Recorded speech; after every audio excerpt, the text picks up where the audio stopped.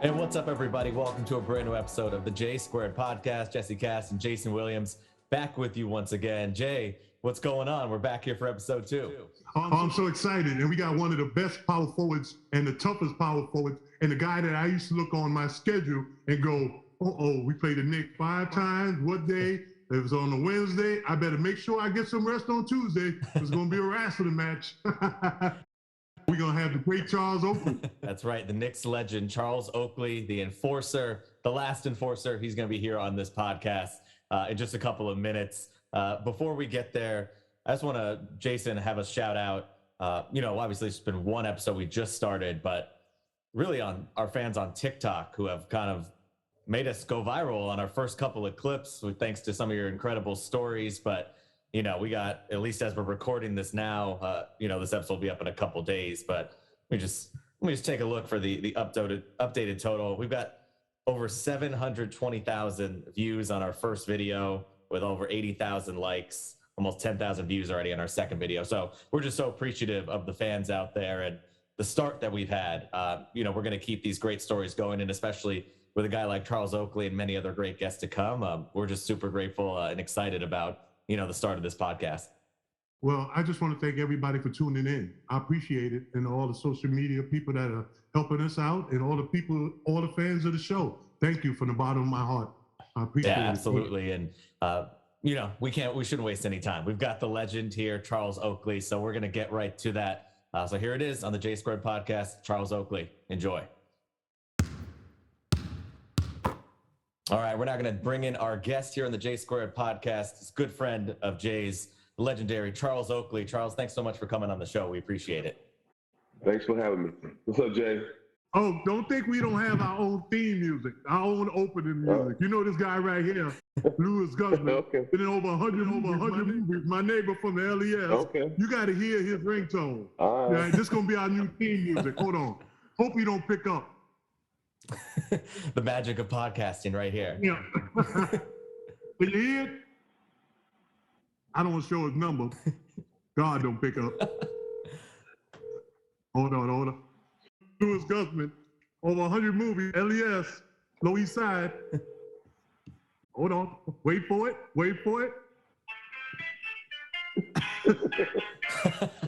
Okay. Louis Lou from the neighborhood. Message. Okay, Lou from the neighborhood. Lou from the neighborhood. Have to add that when guests come on the show. We got to add that in there, Jesse. Hey, Jesse, I know your first question is going to be how I met Charles Oakley. Yeah, let's get to it. All right. So we went to, Hawaje Velasquez is the greatest jockey of all time, arguably, right? Won over 6,000 races, probably been in about 30,000 races. Man, and I went with his son, Hawaje Velasquez Jr. We went over to watch his father at Belmont race, and my father gave me 3 months rent. That was $2,100. And he told me it's 10-1 odds, that his father's gonna win. So you do the math. And I was like, okay, I've never been to Belmont, never been to a race, didn't know any of this stuff. So we get in there, his father takes off. Oh my goodness, he goes around the first bend, he's doing it. He's doing it in the first place, second bend, third place around the bend. All of a sudden, he falls off the horse. I don't care. Yes. And I'm like, we won. And Hawaje Velasquez Jr. looks at me and goes, Jay, my dad has to be on the horse. I'm like, oh my God. Now I don't spend all the rent money. So how we used to do it at St. John's was whoever made the NBA the previous year give some money to the next guy's gonna make the NBA. And that was for me to keep everybody out of trouble. So what we did was Mark Jackson was supposed to pay me the $15,000 to get me through my senior year so I don't sign with an agent and just focus. But if you know Mark Jackson, he is frugal. He's the most frugal, or you might say cheap, reverend you ever wanted me. So I'll go in there the greatest guy in the world, but I'll go in every week to the Knicks locker room and go, hey, Mark, you got that? And Oakley look over now. You got to understand, I'm still playing in St. John's. Oakley, to see them in the locker room, you'd be like, wow, these guys are the greatest. like, so it was just an ambiance of watching these guys. And then I come in next week, no money. Third week, no money. Next week I came in, right? And Oakley goes, hey man, come here. Ain't you the boy play over St. John's? I said, yeah. He said, well, if you ask a man 3 times, he ain't give you the money yet. You need to quit begging. He said, what you need? I said, 15. He said, I'm gonna give you 20. I was like, what? So he gave me 20,000. He said, but on draft day, I'm gonna want back 25,000. And that's how our friendship started. That's how it started. That's amazing. That's how it started. That's awesome. So tell me a little bit, Jay and Charles, how did that friendship develop? Obviously, you guys were in the same city, but you get into the NBA. How does that friendship evolve as you guys, get to know each other more? It's just picked up from that night that when I gave him the money. Said, cool. I said, this guy in New York, he's right here, living my head. I'm playing a contract with the Knicks. I'm gonna be here for a while, so why not help a guy out? But I Jay the best, man. We just been tight through ups and downs, and he'll give you the shirt off his back. And I know if I was down, maybe some younger kids don't get a chance to experience being in the locker room with pros when they're young or in college. But it was a great situation for him, and I'm glad that he did come and beg Mark 3 weeks in a row for the money.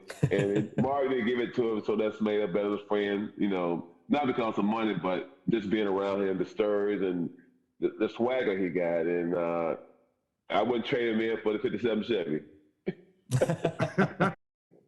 Hey, Jesse, talking about cars. So Funkmaster Flex used to have Pimp Your Ride shops, right? Best in the best. So we tried to make us one, and we had a pretty good one. And my dad used to come in there and run it. Now, I tell you all the time about my dad, 4th grade education, but smart man, never worked for anybody, had businesses, and he'll try anything. So Oak had a 31 Chevy, and we redid his whole 31 Chevy for him, right? But my dad said, I'm gonna do something special for Oak. I'm gonna do something special. Remember, my dad talks to the floor. I'm gonna do something. Oak's coming in through the Oak tree coming, I got him. So Oak came in, we redid their whole car, right? And Oak came in, he looked in, he goes, on that headrest, Jay, check out the headrest. He said, I said, what's wrong with it? It said Ork, O-R-K. So I looked at my dad and said, Dad, you spell Oak wrong. He said, oh, yeah. Because he right with them big carpenter pencils. He said, oh, you know what you do? He said, when you drive, just put your head back like this. You cover it up. I said, no, Dad, you got to fix that one. Oh, man. That's awesome. Charles, let's start a little bit going back to your career. Obviously, you guys played in the same era, near the same time. I mean, Jayson was with the Nets, you were with the Knicks. Right. You spent so much time in the city when Knicks basketball was really, at its best. The glory days in the 70s and then the 90s is what everyone remembers when you guys had, the city electrified, Eastern Conference Finals pretty much every year. Just what was that time like? What do you remember from that time, those battles that you had to go through each and every night where you're playing 82 games, you're physical, you're grinding in the post? What do you remember from that time? That was when power forward was power forwards, and had to work every night, put the energy in, effort, put your team on your back for defensive, make a stop against the other team night in, night out. But it was fun. Jay, he gonna play hard. We go at one another no matter what. It wasn't no like you take a break, this play, I take a break. No, it's like 110% at all time. And most of the time we beat them anyway. So. We just had their number. Hey, Jesse, let me tell you something. Him and Michael Jordan are homeboys, right? But let me tell you, they both have the same strategy. So if you go to play the Bulls, right, Michael Jordan had a restaurant there, and then he'll let you drink and eat all you want and stay out till 5, 6 o'clock in the morning.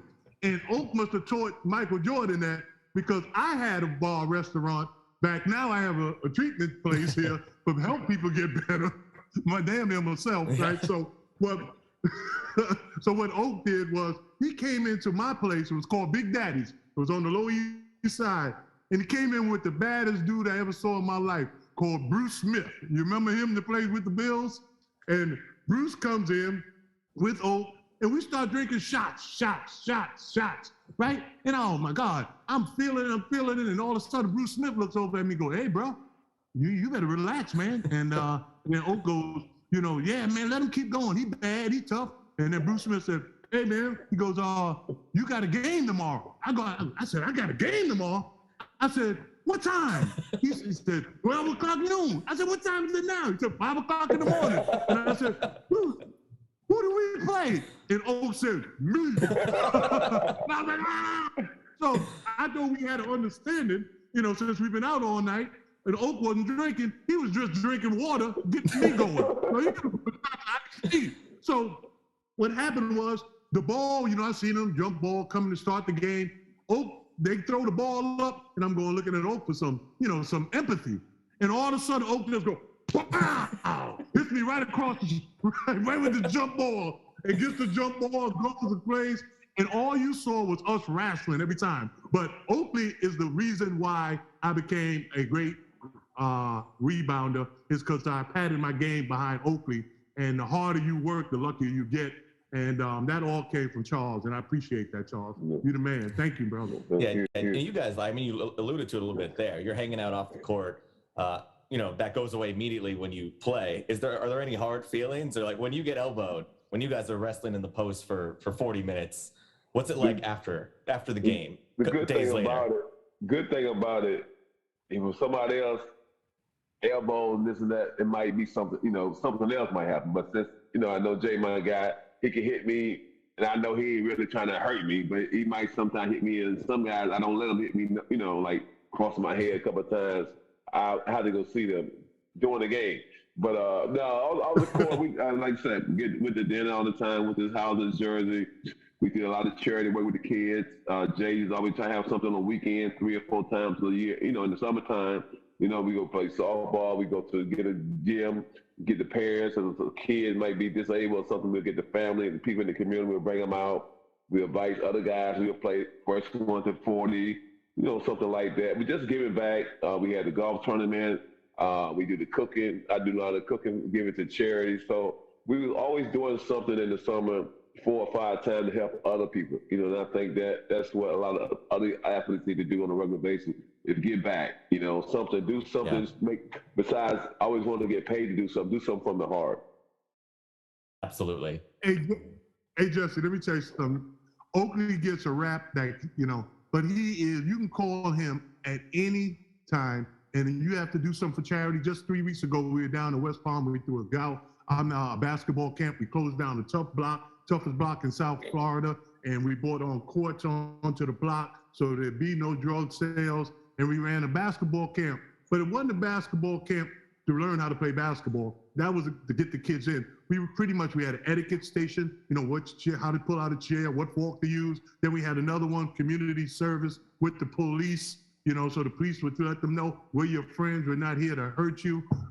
So we just disguised it as a basketball. We've been doing it for 23 years, but I got a story to tell you. So this is a true story. So Oakley, I called him up one day and said, I have some people that's going into the seminary, and I said they want to learn how to play basketball and work out with us. And he goes, seminary? He goes, I said, yeah, man. And he said, all right. So I pick him up, and when we get to Henry Street Settlement on the Lower East Side, Oak locked my key in the car. So I go, oh man, now I got to run all the way down 5 blocks to go get the key. I said, but you can handle them, right? Oakley go, all right, I got him. I'll get him warmed up. You go get the key. So I run up, get the key. When I come back, Oak was like, y'all run the floor. And he's sending them out, look at them, run back this way. You don't know how to play basketball. And I said, and he's laying into him with all these F's and all. So I go, hey, man. I go, Oak, come here. I go, they're going into the seminary, right? And he go, yeah.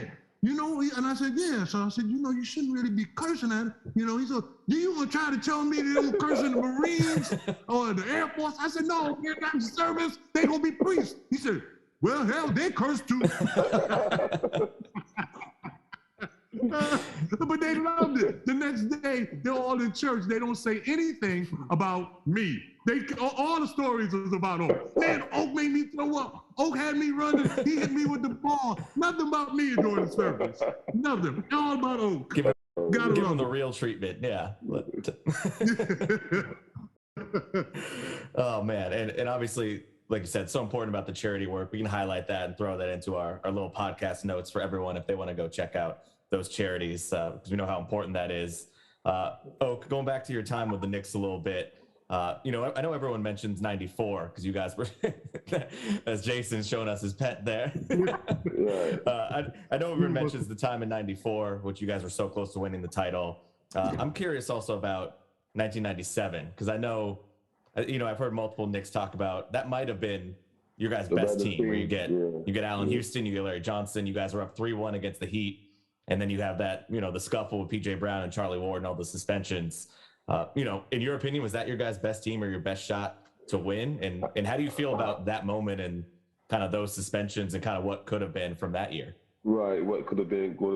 But now, your best chance when you get there and you go games, take it to 7 against Houston. Yeah.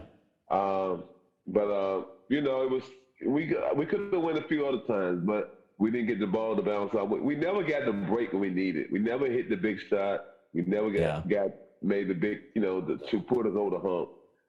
We stopped the team, but we could never get the big shot down. But the team was good. Pat Riley came in and set a whole different stage, redecorated the furniture in the house, and did everything his way. Frank Sinatra. We got there, but we couldn't close it. We needed him. That's why we got him to coach the big-time game. But he basically got us the way that our mindset switched before it was before to the way his strategy was trying to night in, night out. When you get to this moment, they hit the shot, do this, do that. He's one of the best coaches for keep you in shape, keep you focused on the goal or this and that. I know some people said, get your hands in, thank God, let's go away. But he put more into your mind than that. And he kept us grinding, but we just couldn't hit the big shot against Houston. We was up 3-2. Game 6, we had a chance. King blocked John's shot. Game 7, we just had Houston just got us, and it was a close game, but we could never get that lead in Game 7 down the stretch. Yeah, and going through it during those years, just how tough was that, knowing that you guys were that close that many years? Obviously you run into your friend, Michael Jordan, a lot of those years in the conference finals, but you get through, get to the finals. Just being so close with that group where you guys were so tough for so many years to battle through. Well, one thing about it, the fans came to the game. They saw guys playing 110% every night. And like you said, in business, sometimes people do good the first year. Sometimes it takes 3 or 4 years. But the fans was great over my 10 years there, and it still is great. They know basketball. They know sports in New York, I would say, because, the Yankees, the Giants, all them guys. But they understand sports, so you can't be faking it. But New York is a place that when you go there and play there for 10 years and they like you, it's a good thing. When they don't like you, it's something else. But I haven't had no run-in with no fans in my career, knock on wood. It's just the guy who owned the team. But I love New York. It really gave me a different aspect of life. But, leaving Chicago, I thought Chicago was it. But when I got to New York, it's like the floodgate just opened up.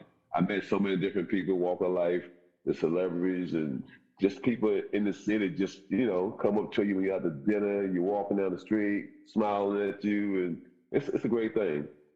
Yeah, and Jay, obviously, you were with the Nets when, the Knicks obviously had greater success in the 90s, but you guys made the playoffs. You were a solid team as well. It's a different feeling being in New Jersey than in New York, but what was it like for you, your time with the Nets and kind of feeling that from the city as well? Well, Jesse, we always wanted to be the Knicks. That was our problem. We had more talent. We had a great team, man. We had Derek Coleman, Kenny Anderson, Chris Morris, Benoit Benjamin, PJ Brown, David Wesley. We had them probably the most talented team, but we stood out too late. We didn't go home. We had to go out to see the celebrities. The celebrities came to see Oak, that's for sure. But I'm gonna tell you one thing they didn't do though, which was what for Charles Oakley, we be walking in the city, and this is a true story, all the time, people just be running up to Oak. They don't care about me. They run up to Oak, man, we love what you do, work hard. And the bus be stopping, slamming on brakes. People be flying through the down doors. When they see Oakley walking down, it's the truth, man. Because they know how hard he worked for. And let me just tell you, for Dolan to do what he did to a legend, probably the hardest working Knick ever, was one of the most disgraceful things I've ever seen. Charles Oakley, I'm going to tell you, since we're here at Rebound at a recovery place where it's where we help people with drugs and alcohol, and that's why you hear pickleball going on and all the animals and stuff going on. Oak comes down there and helps us, but I've never seen Oak drunk. I've never seen anything.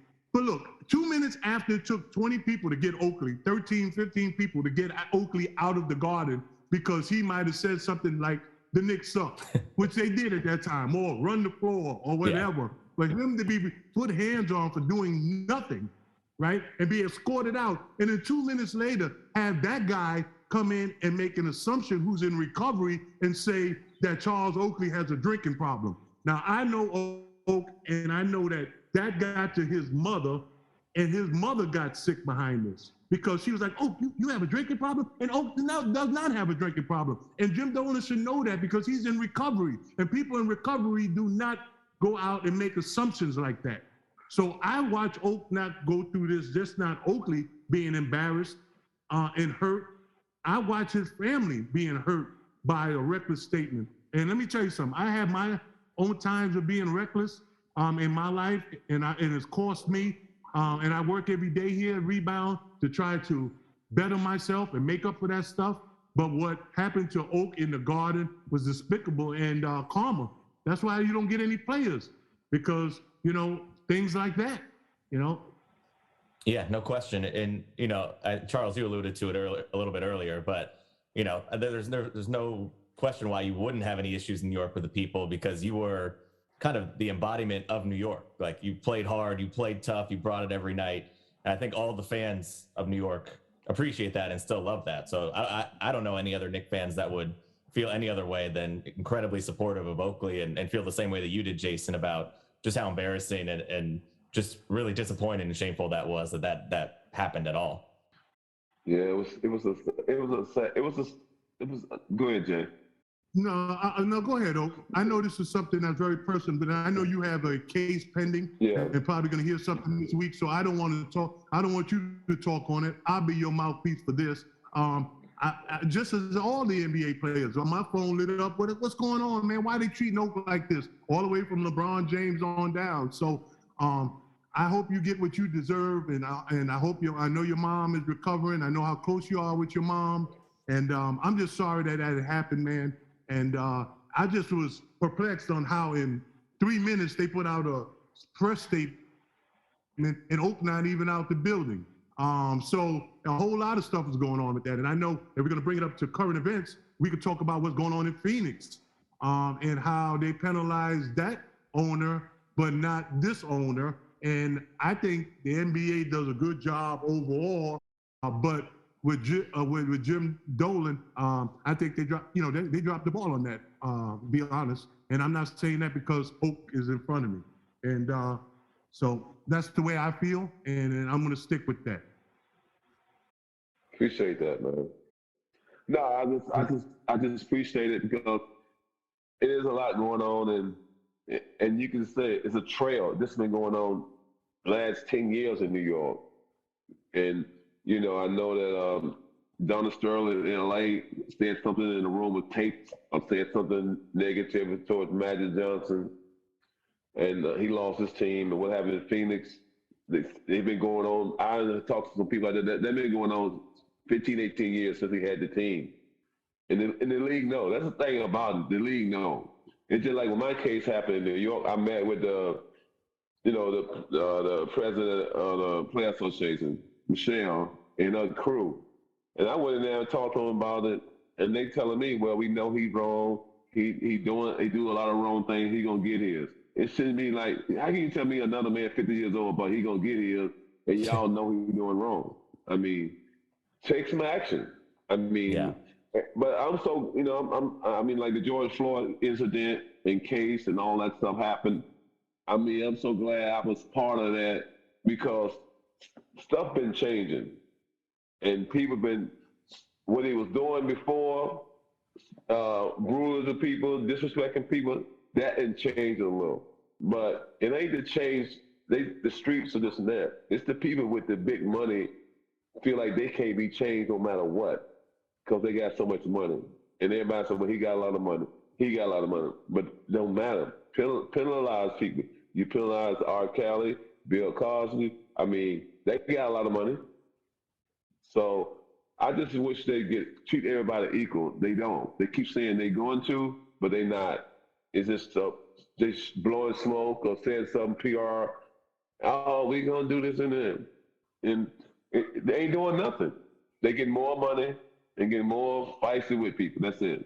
And I think that you need to find something and make sure people do right to everybody, not just people with money, but they friends. No, treat everybody with respect. Of course, and you mentioned it there. They've kind of talked about it in the Phoenix story where, they had the statements that Sarver, cooperated with the investigation, but then the other statements that, he was really fighting hard against the penalty of a 1-year suspension and paying $10 million, which might sound like a lot, but for someone like him, right. 1-year suspension and $10 million is really nothing to him. So that's, a slap on the wrist, like we said, where, where is the real type of punishment for that thing where you've known this guy has done this for 15, 18 years, like you said. Right. It's not like that stuff would happen one time overnight. They did this investigation for over 1.5 years. So that, they've known this stuff has been going on for a long time. Well, I want to keep talking. I think that when stuff like this happen, other owners, they got a voice.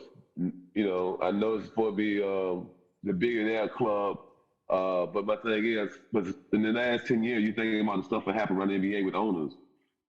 It's not good. I think Mark Cuban had an incident. My incident in New York, the Phoenix incident, then the Donald Sterling incident. I mean, these some heavy incidents that you're talking about race, and that's what we're trying to let everybody know. Let's just get things right. Only time we take action is about a race and this and that.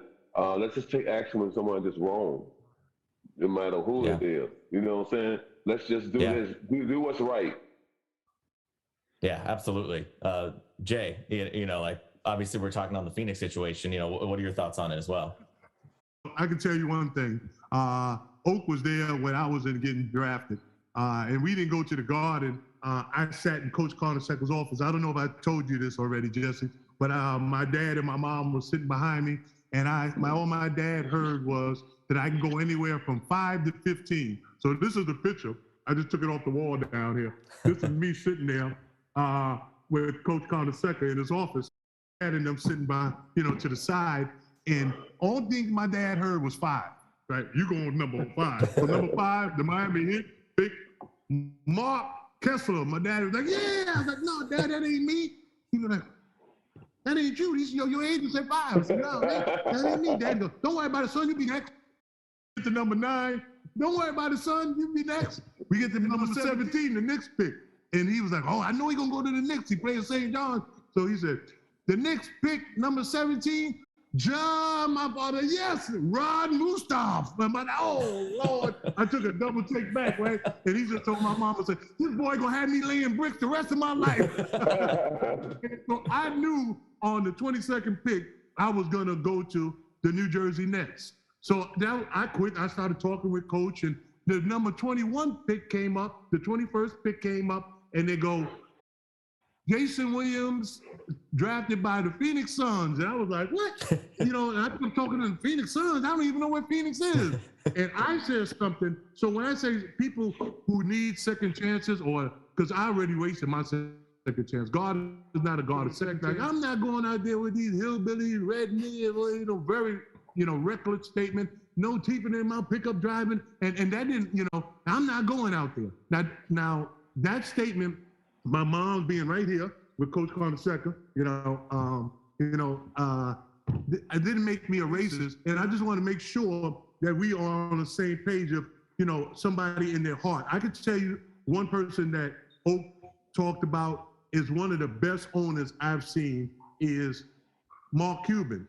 I don't know the incident that Oak is talking about, but I can tell you that Mark Cuban has literally gone out of his way for present players and post-present players and alumni or people who just played for him for a couple of years. Just I know because they've been here with us. Right. So like he didn't do it to be somebody else. He did it because look, I don't have to.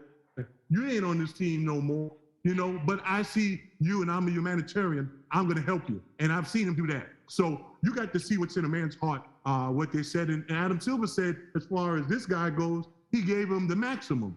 And if you got the maximum, then what else can you be done? You know, that's what they gave it to. That's what they gave it to. Well, who set the bar for the maximum? Maximum, they took Donald Sterling team.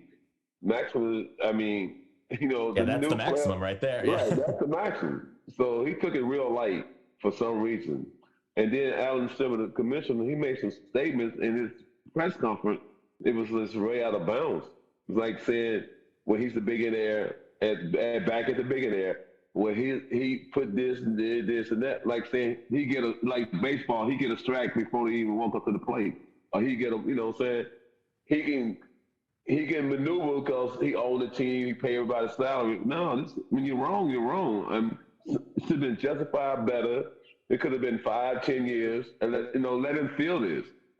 And maybe 20, 30 million. Let him feel maybe, 10 like, okay, 20, 30, he gonna feel 30, 10-year ban. He'll feel that. But like I say, they get 2 and 3 chances. Some people don't get one. And that's what we're trying to make this world better. Just treat people with respect. If something happens, do your time, go away, come back, or just hope it can make you a better person, because it's gonna happen again. If he did it 15, 18 years straight, it's gonna happen again. And I think when it happens again to somebody in the league, one of the owners, I mean, they gotta put their pants on like we had to put our pants on. Even though they might fly to a private airport and get a car service home up to a mansion, but they still gotta touch the ground just like regular people. You still gotta walk somewhere. So I just wish they would have got it right. They didn't get it right. That's another strike against the NBA. I'm glad LeBron, Chris Paul, some other guys spoke up about it because they have to. They keeping the league alive. Back in the 80s and 90s, we didn't have superstars speak up like that. And, and I think that hurt what's going on in the league now. They make a lot of money, but the league is watered down now. The talent level is so weak now. It just, they make it look competitive because they let them travel. They let them, they try to keep the game interesting. They don't make, they just try to keep it closed. But the player, once you watch the game now and see, can't watch about a quarter. I mean, like, man, let me go work out, because it's just not the same. I don't know. They will only be the same because it's about money, but they find a way to get the older guys out and make the younger guys feel like they ain't have it. Yeah. Well, Jesse, yeah. I agree with Oak, but I'm going to also say that it was a different era when Oak and I played. And let me tell you something. That day is gone. I don't see anybody doing that kind of stuff any longer, the way we play. You know why? Because the only thing we had was a cell phone. Right. And, and what happened was, we didn't have everybody's number. Right. And we didn't have Instagram and TikTok and all these social media skills and all this stuff. When I saw Oak, it'd probably be at a restaurant, or I would hear something that somebody said, or Shaq might have said this about you and this. Now, what happens is everybody's friends because they're on their same social media pages and stuff. So like my dad loved my mom, they'd kiss each other and they'll go to work, and they know they weren't going to see each other for the rest of the day. Right. But now you leave the house with a cell phone. My mom would call my dad 15 times when he hit the parking lot. And it's the same way with the NBA. It's so where everybody is kind of friendly. The days of the bruiser like Charles Oakley and the rest of the guys, they don't want to see that anymore. They want to see points being scored. And I'm not talking about the NBA office. I'm just talking about, I think the fans would like to see a little more loyalty, like staying on the team a little longer, because guys jump off and guys want to go play with this guy. And this ain't AAU.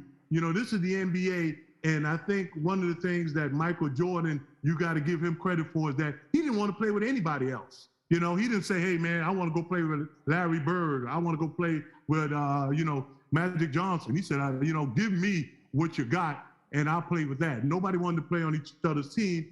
And now I got to be careful what I'm saying here, because Oak is friends with LeBron. He raised LeBron. And I remember one time I said something about LeBron, and LeBron's the greatest because I love him because he speaks out on issues. So I remember getting a call from Oak like, we don't do that. We don't talk about LeBron. I'm like, okay. And then, you know, then he got Michael Jordan, you know. So as you see, I got my two. I'm gonna turn this around. Yeah, let's see it. Can you turn this around right there? Let me just show you this right here. You see that right there? So that's two goats, right? All right. So that is right. That is Brady and Jordan, right? That's the two greatest of all time, right there. Tom Brady and Michael Jordan. And I'll tell you this: Oak I know he hears it all the time. You know, who's the best player of all time? Oak, is it LeBron James or is it Michael Jordan? And either way, I'm so glad that I'm not close with either one of them like this. I know Mike, I beat him in golf anytime I need to, but Oak court in the middle, you know. So Jesse wanted me to ask you this because he didn't want you to get pulled from out the screen, you know. Who's the greatest of all time, Oak? I dare you. No, I just say 1 and 2. It's like cornflakes and frosted flakes. It's like the cockpit, both of them in the front. So, I mean, it's just glad both of them got talent, both of them got range, both of them changed the game, their style. Michael changed it back in the days. LeBron changed it in his era. So I think that it's good to have both of them. Two guys can be talked about all the time. The barbershop, I mean, in the playground, little kids in school, LeBron and Mike. You know, I know we get on them, Mike getting on them, so a lot of people going to probably try to, they bring in Kobe, then they bring in KD, they bring in Steph. So Mike is fading a little for popularity, but his greatness is never going nowhere. And what he done for the NBA, you know, the NBA was on the down with Bird and Magic, and I think that Michael came in 84, 85, and just, you know, all-star, rookie of the year. And they just started growing the league, growing the brand. And like I said, they just wanted two great guys. Yeah, and you're close with both of them. Obviously, you played with Michael a couple times. Yeah. You know, like Jayson said, you've known LeBron for a long time as well. Does that stuff ever come up between them when you guys are talking about, you know, I'm the greatest, or, you know, I want to be the greatest, or just anything like that you've talked about with them? I mean, I don't really talk about LeBron to Mike or Mike, you know. I don't talk, you know, Mike to LeBron or LeBron to Mike. Not unless you want to pay the bill. No, I mean, I always pick up bills, yes, so I don't hang with them for free meal like Jason hang with me for free meal. Hey, Jesse, it's good to have friends who have money. You know, LeBron like to have fun off the court. Mike is more like laid back, want to smoke cigars. He used to play tennis. People don't know. When we first retired, we played tennis a lot the first 2 or 3 years after we retired. But they just do different stuff. You know, Mike played a lot of golf. He got his own golf course now. LeBron is, you know, building after his career after NBA with movies and traveling with his family. And, you know, MJ got a new family. So it's just, one's on the East Coast, one on the West Coast. And they do meet up, like last year in Cleveland All-Star, you know, Mike embraced LeBron, you know, just showing the love. He always, you know, like, you know, he wrote Mike number, you know, so LeBron, it's something about LeBron like Mike. And I think out of LeBron and Kobe, MJ used to, you know, Kobe more LeBron, because I think Kobe used to call him and talk to him a lot. LeBron probably didn't talk to him a lot on the phone or nothing, but each his own. But yeah, LeBron he's in the class by himself, and MJ in the class by himself. So hey, what can you do? You got Pepsi and Coke. Both of them got a brand. Like you said, 1 and 2, the two best right there. I mean, I think that can be pretty universally agreed on there. You know, 1 and 2, like you said. I do want to circle back to the Phoenix thing for a second. Just on the court, you know, we talked about Sarver, his punishment, whatever. How much do you think this affects, we talked about with the Knicks, players not going there because of Dolan. The Suns have been on a good track right now. Is this something where players are not going to go there? If Sarver comes back, there's no more punishments. Is that from a player's perspective, is that a team you try to avoid now, or is their time in jeopardy because of this? Well, I think, Monty Williams did a great job with Phoenix the last 2 years. They got to the finals last year, they lost to Dallas in the Western Conference Finals. When something like that strike, all you can do is think back what's going on in New York. And ever since that happened in New York, players, they might come to New York to go out, go shopping, but for guys coming to sign with that team down there at Madison Square Garden, ain't no top free agent gonna just sign there.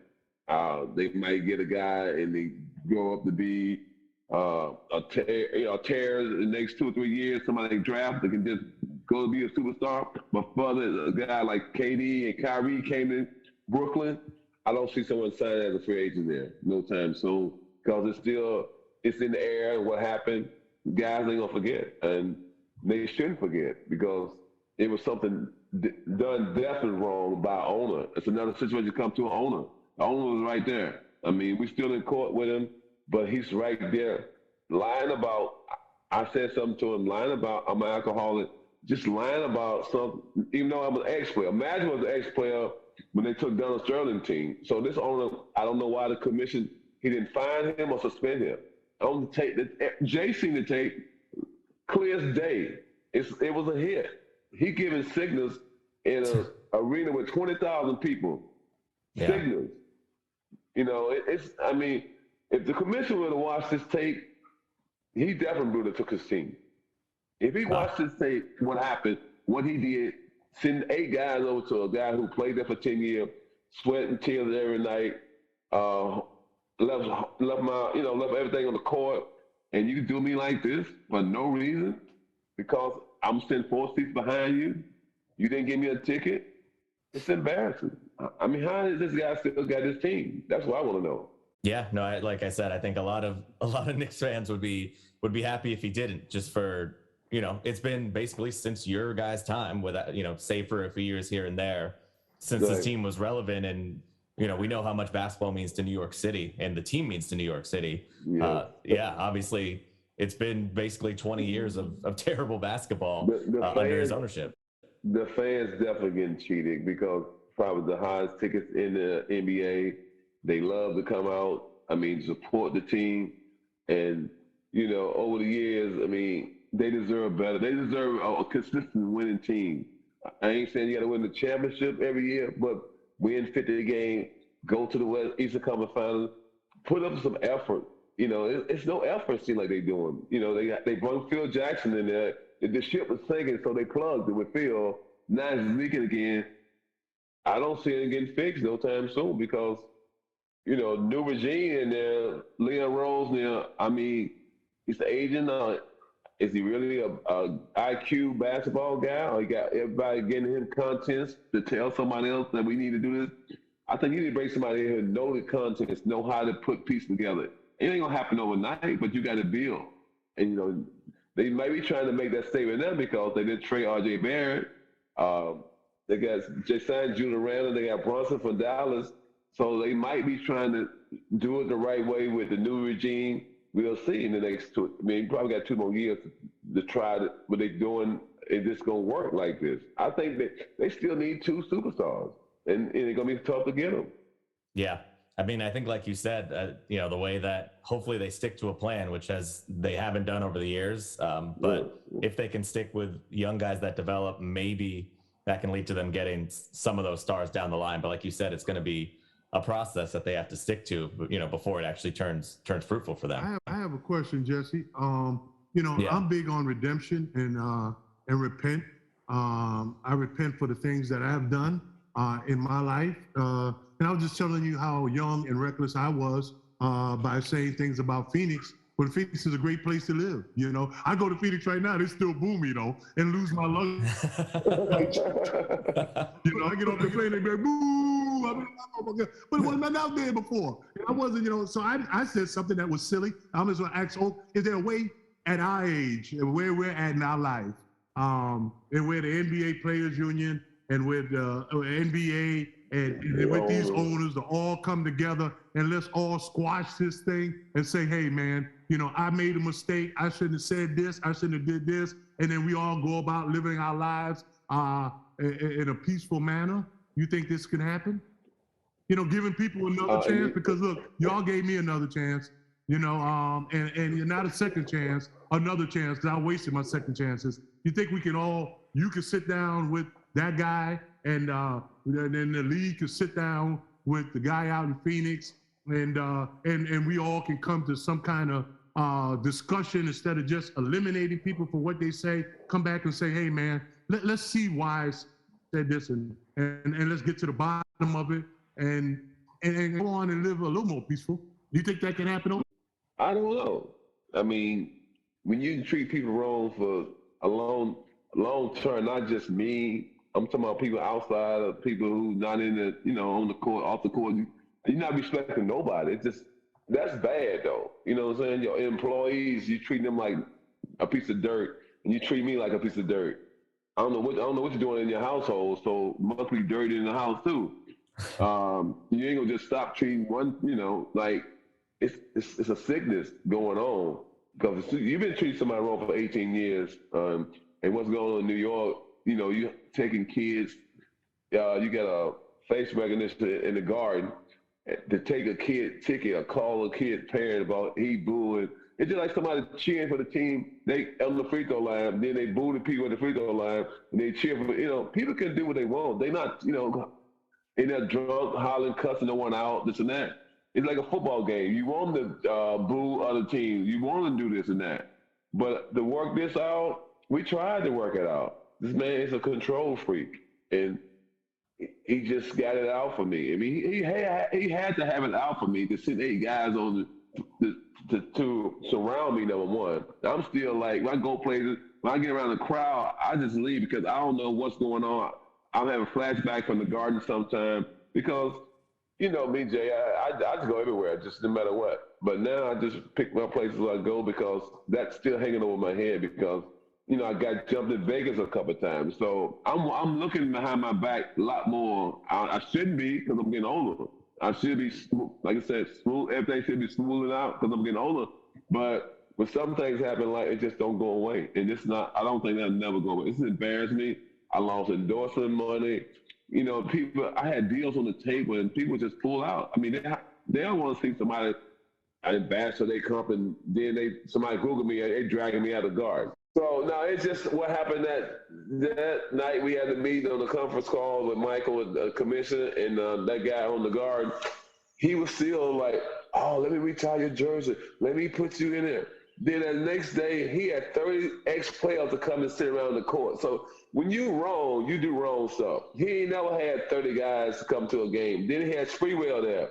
Last time Spreewell was there, he cussed him out in front of his wife. It's just so he was trying to make himself look good, because he got money. That's what they do. They show out. So it's best, let me get all these guys to come sit courtside. Everybody gonna think I'm a good guy. Everybody see right through him. Yeah. So it's gonna be a problem with him. I think a lot of stuff ain't gonna get straightened in New York until he gone. In Phoenix, I can't control that. But I think that the players might just try to, before the season starts, just hey, we don't want to be a part of this. They can say that, and then the commission they're gonna have to revisit the whole thing again. If the player comes, then you can't come and say I want to find a player. It's an uncomfortable workplace. It's uncomfortable for these guys. So that's a problem. Yeah, and no, I can speak, like I said, for all Knicks fans that hopefully someday soon, if Dolan's out of there or whatever the case is, can get you back in the Garden, get your jersey retired, and get the respect you deserve as a Knicks legend to have it the way it should be. Where as you said, what went down was just so disappointing and unfortunate that the city appreciates you so much, and it shouldn't be the way it went down. It shouldn't have happened at all, obviously. And then turn around and do it to Spike. Well, they don't get too aggressive with Spike. I mean, Spike ain't a big enough ink fan. But my thing is the way they treated him. Way they treated this man probably spent $30 million over his career in tickets. You know, them seats probably 10,000, you know, a game, Yeah. 10,000 a piece. He got 2 tickets, maybe have 3 or 4. But I'm just saying, they treated him in because he came in the wrong door. The door, I mean, he had it open. He didn't knock the door down. So somebody must have opened the door and gave him a chance to walk that way.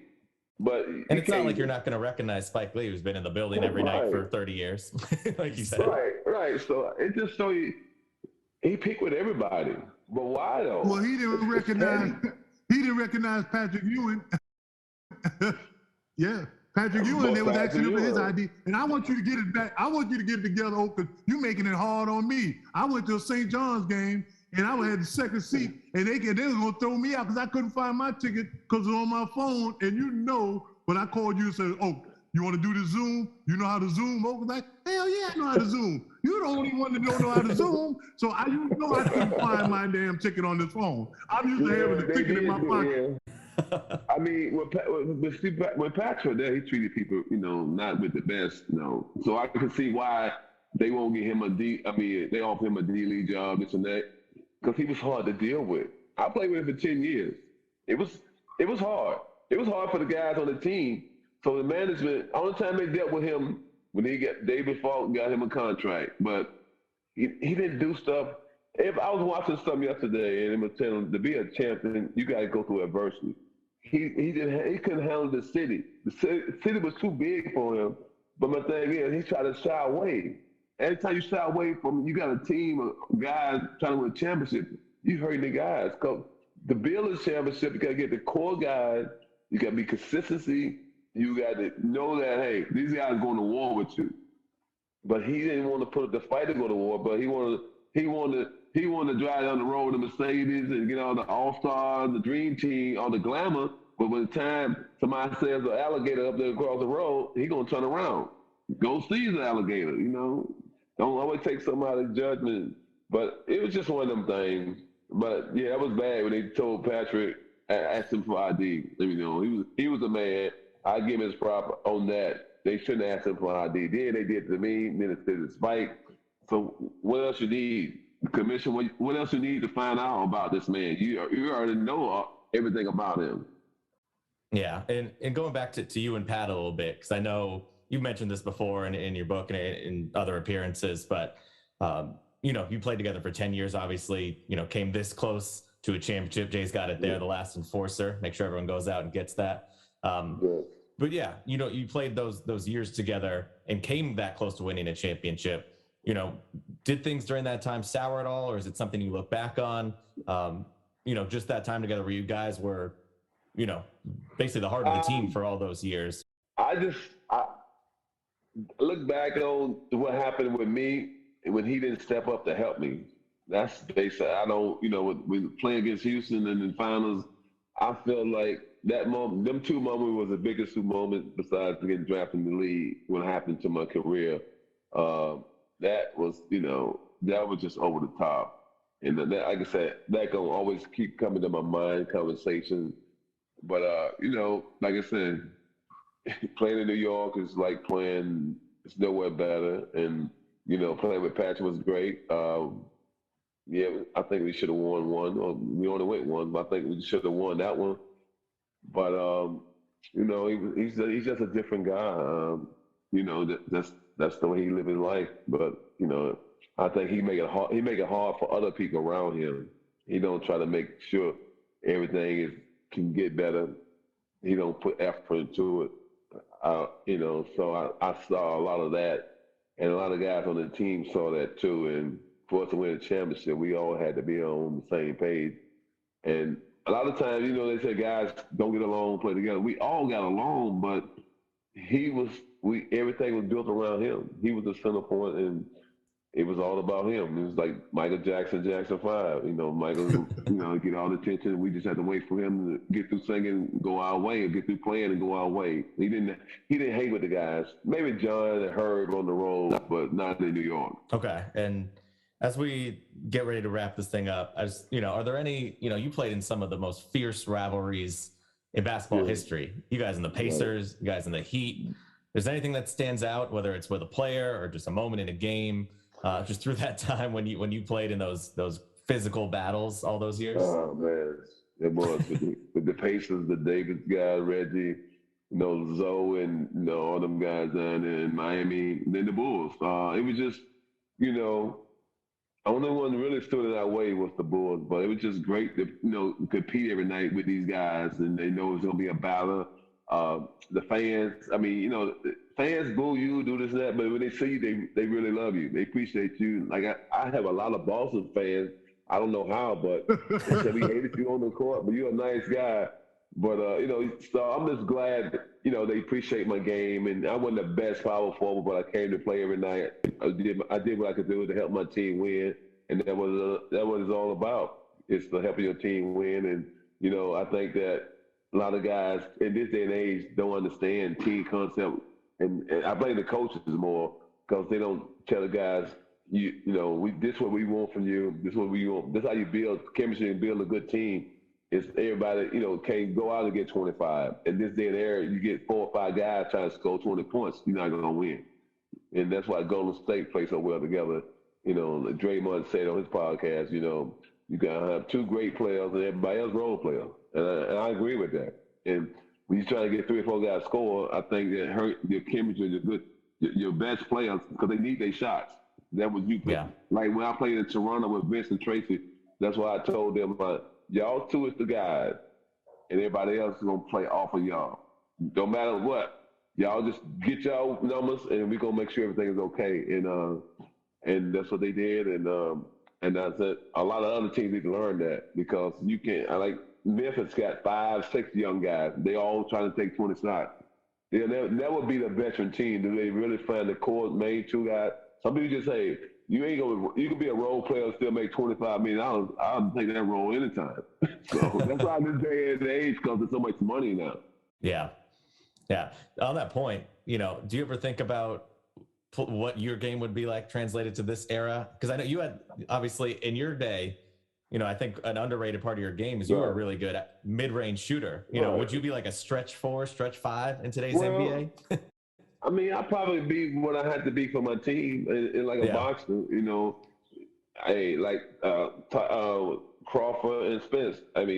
You just want to be the best 2 out there, you're going to fight. But my thing is, in basketball now, you just got to be smart and know your skill level. And, everybody want to be like Steph, shoot the 3, but everybody can't shoot the 3. I think Golden State has spoiled the whole league because I tell everybody, I'll be watching that track, they take more mid-range than 3s, but I think over last year, they took so many more 3s, but now their thing is, it ain't how many you take, it's how many you make. So they just want to take more than the team they playing against, because they feel like they're the better team of shooting 3s, so they can get up a lot of 3s, that's why they take a lot of quick shots.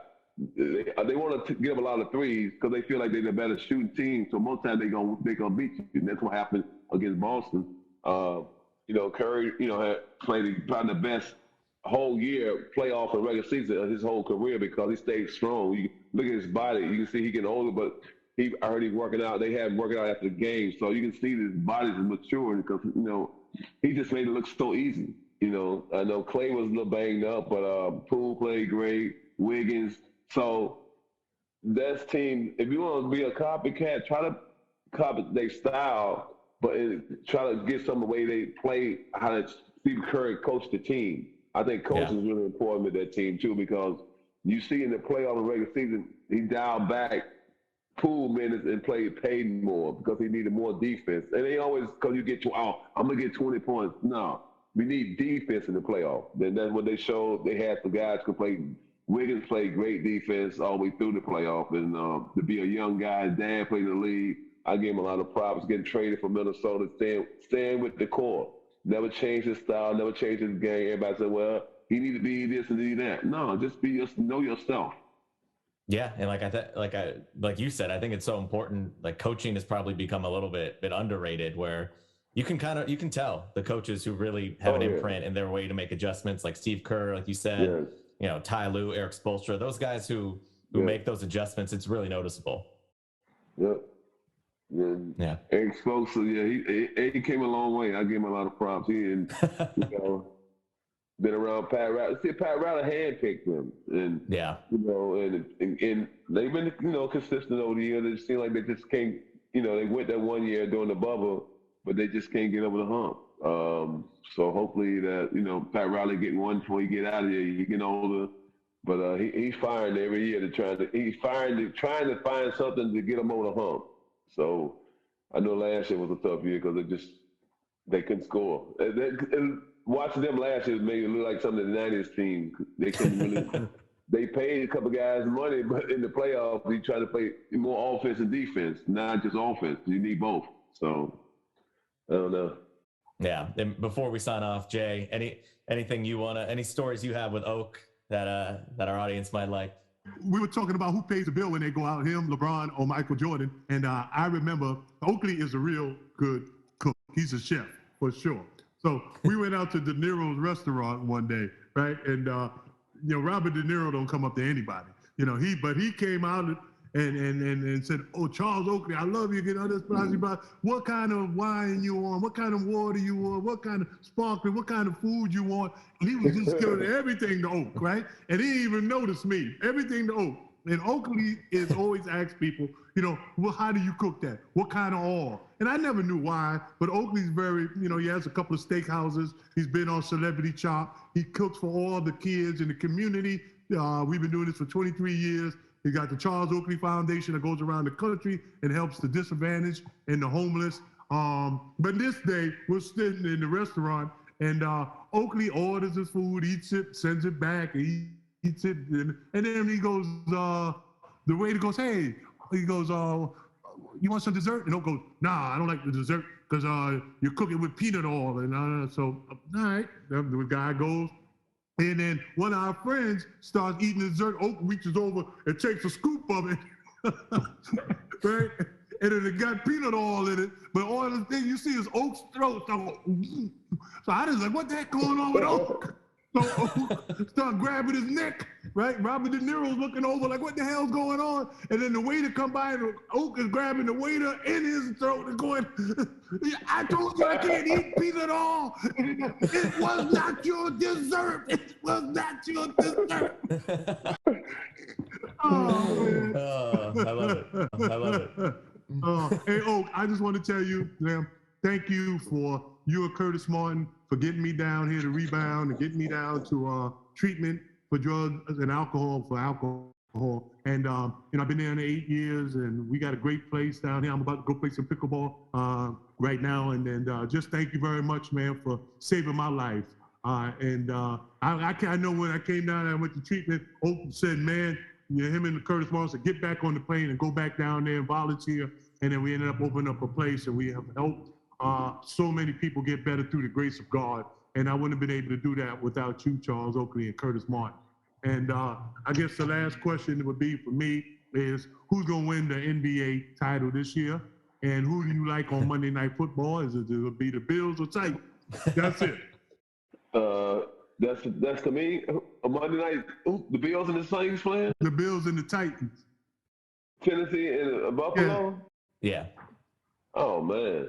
I'm going with Buffalo. I think that Josh Allen stepped it up.